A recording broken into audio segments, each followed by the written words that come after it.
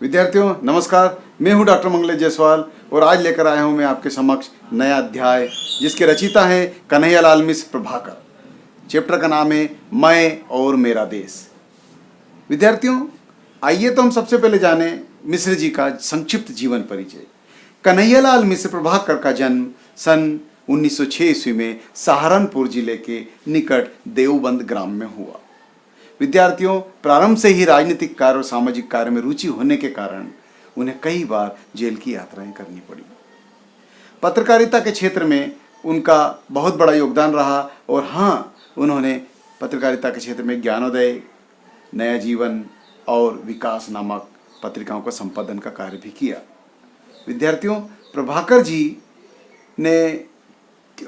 जी के विचार उच्च थे और जीवन सादा था, क्योंकि गांधी जी के जीवन से वो प्रभावित थे और उनके जीवन में गांधीवादी विचारधारा का प्रभाव बह रहा था। तो उन्होंने उसी का अनुकरण किया और उसको आत्मसात किया और उसी संदेश को अपने लेखों के माध्यम से प्रसारित भी किया।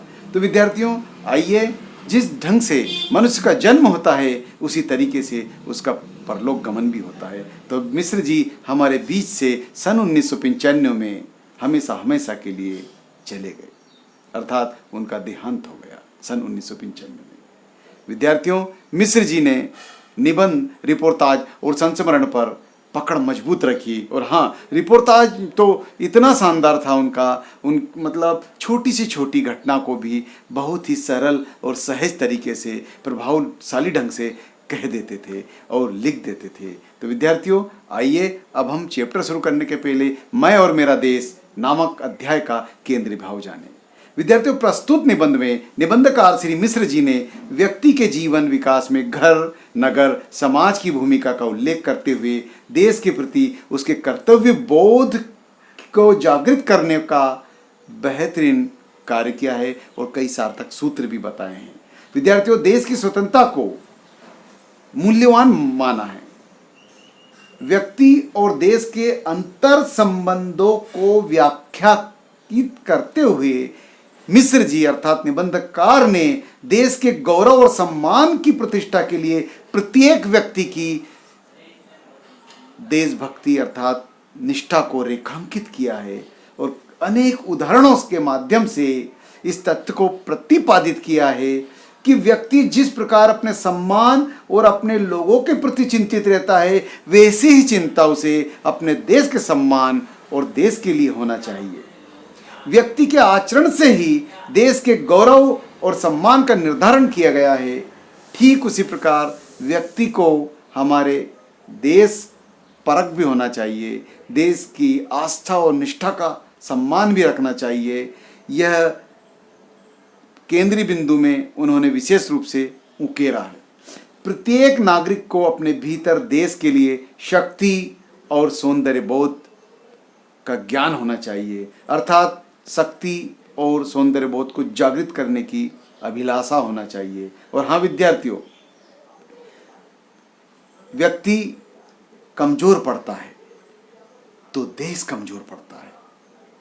व्यक्ति अपने पर्यावरण को स्वच्छ रखता है तो वह देश के सौंदर्य को निखारता है। देश के लिए नागरिकों की भी कई जिम्मेदारियां होती है, उन्हें पूरा करना हमारा कर्तव्य है। तो विद्यार्थियों निबंध दृष्टांत शैली में रखा गया है, इसलिए सहज, बोधगम्य एवं अनुकरणीय है। तो आइए विद्यार्थियों हम शुरू करें चैप्टर मैं और मेरा देश। मैं अपने घर में जन्मा था, पला था, अपने पड़ोस में खेलकर पड़ोसियों की ममता दुलार को पा रहा था। अपने नगर में घूम फिर कर वहाँ के विशाल समाज का संपर्क था। वहाँ से संचित ज्ञान भंडार को उपयोग करके उसे अपनी सेवाओं को दान दे, उसकी सेवाओं का सहारा पाकर और इस तरह एक मनुष्य से मैं पूरा नगर बन गया था। अर्थात विद्यार्थियों मैं कब इस समाज में जन्म लेकर इस पूरे नगर से जुड़ गया और नगर का मान सम्मान मेरा मान सम्मान होता था, मेरा मान सम्मान नगर का मान सम्मान कहलाता था, मेरी ज़रूरतें नगर की ज़रूरतें कहलाती थी और नगर की ज़रूरतें मेरी ज़रूरतें कहलाती थी। हम सब एक दूसरे के पूरक हो गए थे, लेकिन इन सभी के बीच मेरे दिमाग में कभी कभी हीन भावना ग्रसित करती जाती थी। हीन भावना से तात्पर्य है, मुझे लगता था मेरे गांव ने, मेरे नगर ने, मेरे समाज ने मुझे इतना कुछ दिया, मैंने समाज को क्या दिया। आखिरकार जब मुझे महसूस हुआ कि मैं आनंद के क्षणों में अपने आप में आनंदित हूँ, अनायास मेरी तंद्रा टूटी और हीन भावना आ गई। मन ही मन अपराध भाव का बोध होने लगा, मन ही मन महसूस होने लगा कि मैं अपराधी हूँ या मैं कमजोर हूँ, कोई भी मेरा कभी भी अपमान कर सकता है। विद्यार्थियों, आप सोच रहे होंगे अभी आनंद की मुद्रा में थे, अभी नन्हे से बड़े हुए, आखिरकार ऐसा क्या हो गया कि अचानक इनके विचार में परिवर्तन आ गया। एक दिन आनंद की इस दीवार में दरार पड़ गई और तब मुझे सोचना पड़ा कि अपने घर, अपने पड़ोस, अपने नगर की सीमाओं में ममता, सहारा, ज्ञान और आनंद के उपहार पाकर भी मेरी स्थिति एकदम हीन कैसे हो गई। धीरे धीरे मैं कमजोर होने लगा, हीन भावना से ग्रसित होने लगा। मेरा कहीं भी कोई भी अपमान कर सकता था, ऐसा मुझे महसूस होने लगा, एक मामूली अपराधी की तरह। और मुझे यह भी अधिकार नहीं कि मैं अपने अपमान का बदला ले लूं या उसके लिए कहीं अपील कर दूं, दया प्रार्थना पत्र लिख दूं। ऐसा महसूस हुआ। क्या कोई भूकंप आया जिससे दीवार में दरार पड़ गई? आप सोच रहे होंगे अचानक क्या हो गया।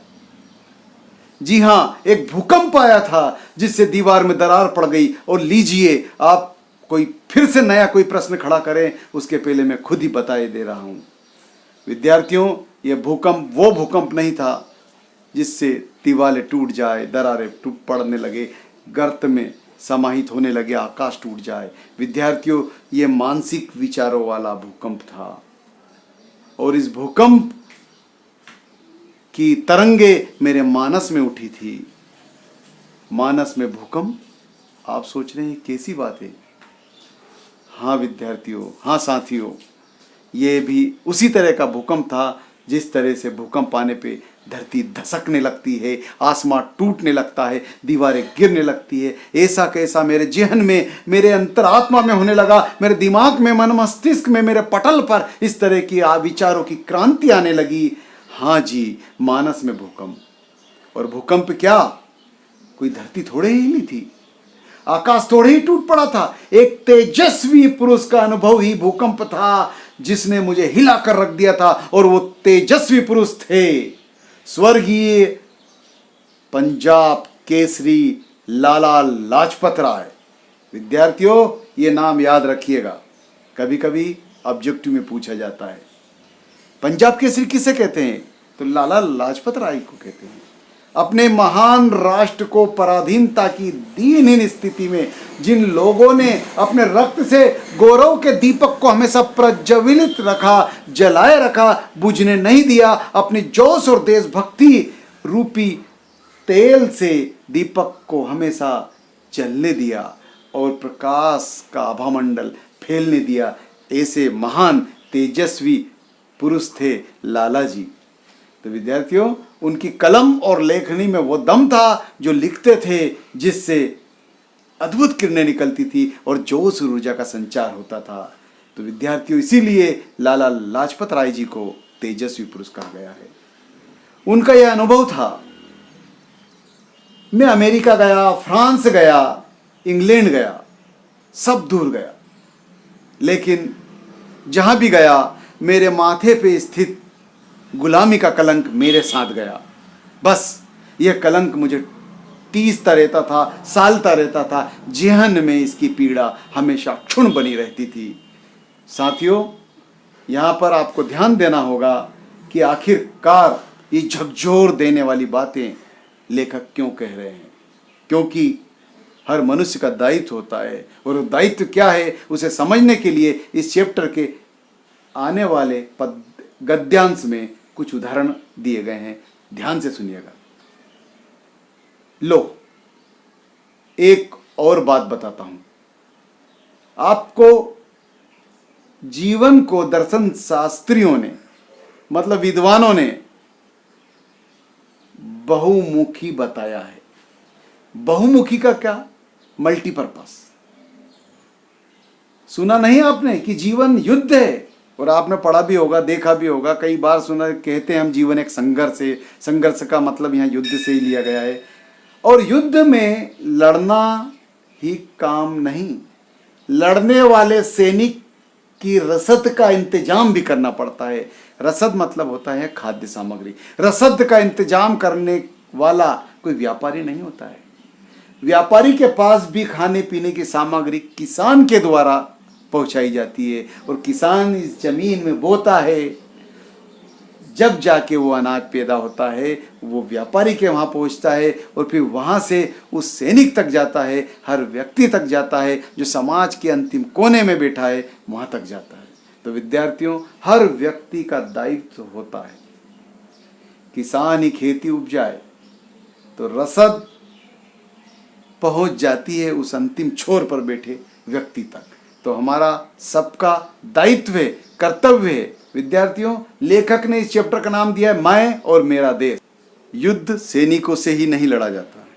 युद्ध में लड़ने के लिए सैनिकों के साथ साथ उसका हौसला अफजाई करने वाला एक अदना सा सैनिक, अदना सा व्यक्ति या सेनापति कोई भी हो सकता है। जयकारा लगाने वाला भी युद्ध की, जय घोष का उद्गार करने वाला भी युद्ध की परिणति के परिणाम को बदल सकता है। तो विद्यार्थियों, आपने मैच देखे होंगे, मुशायरे देखे होंगे, कवि सम्मेलन देखे होंगे। दर्शक दीर्घा में बैठने वाला व्यक्ति तालियों के गड़गड़ाहट से अपने खिलाड़ियों का या अपने मुशायरे में, कवि सम्मेलन में कवियों का, लेखक का या शायरों का उत्साहवर्धन करते हैं। वो जब ताली गड़गड़ाहट होती है तो उनका उत्साह बढ़ता है। तो विद्यार्थियों, उसका भी उतना ही महत्व है। अर्थात अंतिम पायदान के व्यक्ति को भुलाया नहीं जा सकता। इसी घटना के, मतलब इसी तारतम्य में आइए लेखक एक राम तीर्थ जी की घटना सुना रहे हैं। स्वामी राम तीर्थ जी जब जापान पर गए तो उस समय वो फलाहार पर थे, उपवास चल रहा था। तो उनको फल की आवश्यकता थी, तो फल ग्रहण करने के लिए रेल में इधर उधर देखा, रेलवे स्टेशन पर उतर के गए और देखा चारों ओर, लेकिन उन्हें फल वाला नहीं मिला। तो अनायास उनके मन में प्रश्न आया, क्या जापान में फल नहीं मिलते? इतनी सी बात वहां के एक यात्री ने सुन ली, जो अपनी पत्नी को ट्रेन में बैठाने के लिए आया हुआ था। वो दौड़कर सरपट स्टेशन से बाहर गया और फलों से लदी हुई टोकरी को लेकर आया और स्वामी जी को सौंप दी और कहा कि स्वामी जी, इसे आप पाएं। वो यात्री नहीं जानता था कि फला व्यक्ति कौन है। वो तो बस ये जानता था कि इनको मेरे देश में इस चीज़ की आवश्यकता लगी, लेकिन नहीं मिली, तो उसने अपना कर्तव्य पूरा करा। विद्यार्थियों, उस यात्री ने स्वामी जी से जाते जाते ये कहा कि जब भी आप अपने देश में जाएं तो किसी से ये नहीं कहिएगा कि जापान में फल नहीं मिलते। विद्यार्थियों, छोटी सी बात नहीं है ये। देशभक्ति कूट कूट कर वहां के प्रत्येक नागरिक में भरी हुई है। जापान की दूसरी घटना लीजिए। जापान के पुस्तकालय में एक दूसरे देश का व्यक्ति अध्ययन करने के लिए आता है और उसे कुछ चित्र चाहिए होते, लेकिन पुस्तक में वो चित्र मिल जाते हैं, तो उन दुर्लभ चित्रों को निकाल लेता है और अर्थात चोरी कर लेता है और अपने रूम पर जाकर रख देता है। ये सारी घटना को जापान का एक विद्यार्थी देख लेता है, वो कंप्लेंट कर देता है लाइब्रेरी वाले को। लाइब्रेरी वाला पुलिस को बुलाता है और उसके घर से तलाशी ली जाती है, जहाँ से वो दुर्लभ चित्र बरामद हो जाते हैं। और परिणाम यह हुआ कि लाइब्रेरी ने अपने नोटिस बोर्ड पर एक चस्पा कर दिया कि फलाने देश के किसी भी विद्यार्थियों को हमेशा हमेशा के लिए प्रतिबंधित किया जाता है। तो विद्यार्थियों, ये दो घटना को प्रभाकर जी ने इस चैप्टर में उकेरा है। एक पहली वाली घटना में देशभक्ति कूट कूट कर भरी है, देश का नाम गौरवान्वित कर देता है वो यात्री। दूसरी घटना में दूसरा व्यक्ति अपने देश का नाम कलंकित कर देता है।